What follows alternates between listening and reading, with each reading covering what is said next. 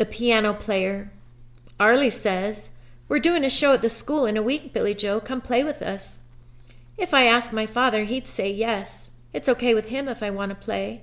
He didn't even know I was at the piano again till the other night. He's making some kind of effort to get on better with me now, since I did him proud at the palace. But I say no. It's too soon after the contest. It still hurts too much. Arlie doesn't understand. Just practice more, he says. You'll get it back. You can travel with us again this summer if you'd like. I don't say it hurts like the parched earth with each note. I don't say one chord and my hands scream with pain for days. I don't show him the swelling or my tears. I tell him I'll try.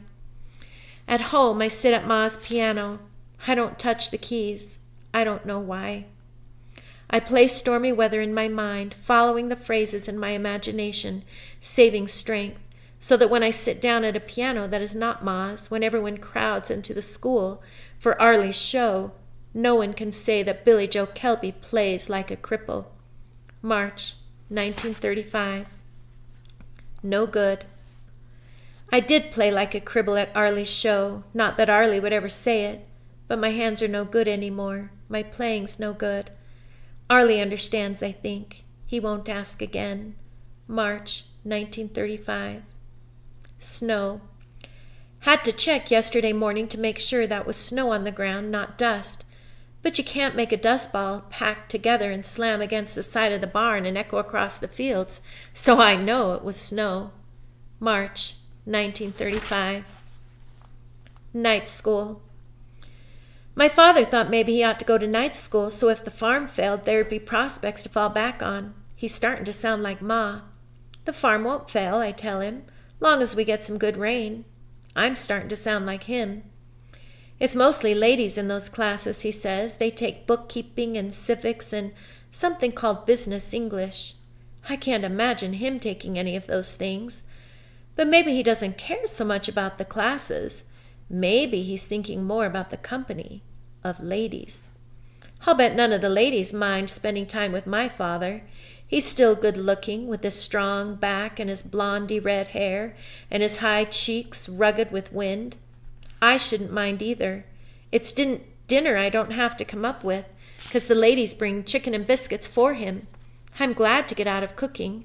Sometimes with my hands it's hard to keep the fire, wash the pans, hold the knife, and spread a little butter. But I do mind his spending time with all those biddies. I turn my back on him as he goes and settle myself in the parlor and touch Ma's piano. My fingers leave sighs in the dust. March 1935. Dust pneumonia. 2 Fridays ago, Pete Guyman drove in with a truck full of produce. He joked with Calb Hardley, Mr. Hardley's son, while they unloaded eggs and cream down at the store. Pete Guyman teased Calb Hardley about the Wildcats losing to Hooker. Calb Hardley teased Pete Guyman about his wheezy truck sucking in dust. Last Friday, Pete Guyman took ill with dust pneumonia. Nobody knew how to keep that produce truck on the road. It sat, filled with turkeys and heavy hens, waiting for delivery. It sat out in front of Pete's drafty shack and sits there still, the cream curdling, the apples going soft, because a couple of hours ago Pete Guyman died. Mr. Hardley was already on the phone to a new produce supplier before evening. He had people in his store and no food to sell them. His boy Calb slammed the basketball against the side of the house until Calb's ma yelled for him to quit. And late that night a truck rattled up to the store with colored springs, dozens of hens, filthy eggs, and a driver with no interest whatsoever in young Calb Hardley or his precious Wildcats. March 1935. Dust storm. I never would have gone to see the show if I had known a storm like this would come. I didn't know when going in, but coming out a darker night I'd never seen.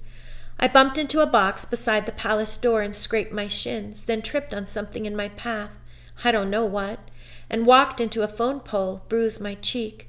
The first car that I met was sideways in the road, bowed down, my eyes near shut, trying to keep the dust out.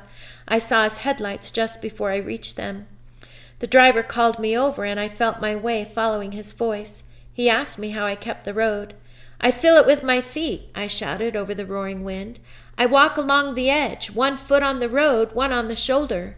And desperate to get home, he straightened out his car and straddled tires on the road and off and slowly pulled away. I kept along. I know that there were others on the road. From time to time I'd hear someone cry out. Their voices rose like ghosts on the howling wind. No one could see. I stopped at neighbors just to catch my breath and made my way from town out to our farm. Everyone said to stay, but I guessed my father would come out to find me if I didn't show and get himself lost in the raging dust and maybe die. And I didn't want that burden on my soul. Brown earth rained down from sky. I could not catch my breath, the way the dust pressed on my chest and wouldn't stop. The dirt blew down so thick it scratched my eyes and stung my tender skin. It plugged my nose and filled inside my mouth. No matter how I pressed my lips together, the dust made muddy tracks across my tongue. But I kept on, spitting out mud, covering my mouth, clamping my nose, the dust stinging the raw and open stripes of scarring on my hands. And after some 3 hours, I made it home. Inside, I found my father's note that said he'd gone to find me, and if I should get home, to just stay put. I hollered out the front door and the back. He didn't hear. I didn't think he would. The wind took my voice and busted it into 1,000 pieces. So small, the sound blew out over Ma and Franklin's grave, thinner than a sigh. I waited for my father through the night, coughing up dust, cleaning dust out of my ears, rinsing my mouth, blowing mud out of my nose. Joe De La Flor stopped by around 4 to tell me they found one boy tangled in a barbed wire fence, another smothered in a drift of dust.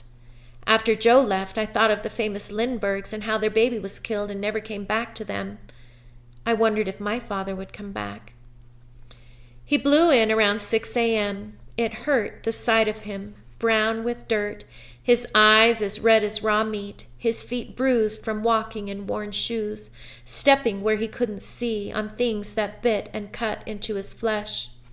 I tried to scare up something we could eat, but couldn't keep the table clear of dust.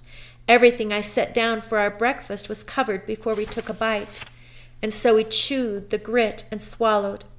And I thought of the cattle dead from mud in their lungs, and I thought of the tractor buried up to the steering wheel, and Pete Guyman, and I couldn't even recognize the man sitting across from me, sagging in his chair, his red hair gray and stiff with dust, his face deep lines of dust, his teeth streaked brown with dust.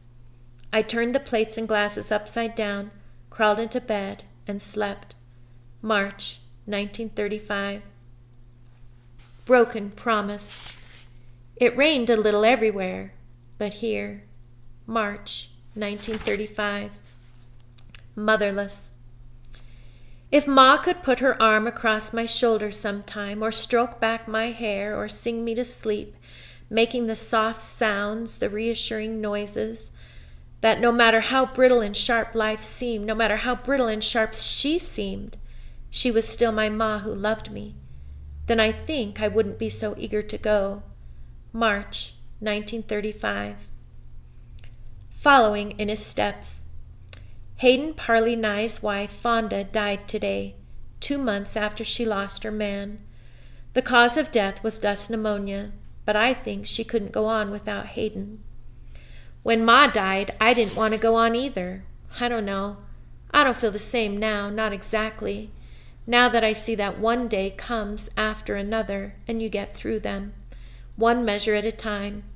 But I'd like to go, not like Fonda Nye. I don't want to die. I just want to go, away, out of the dust. March 1935.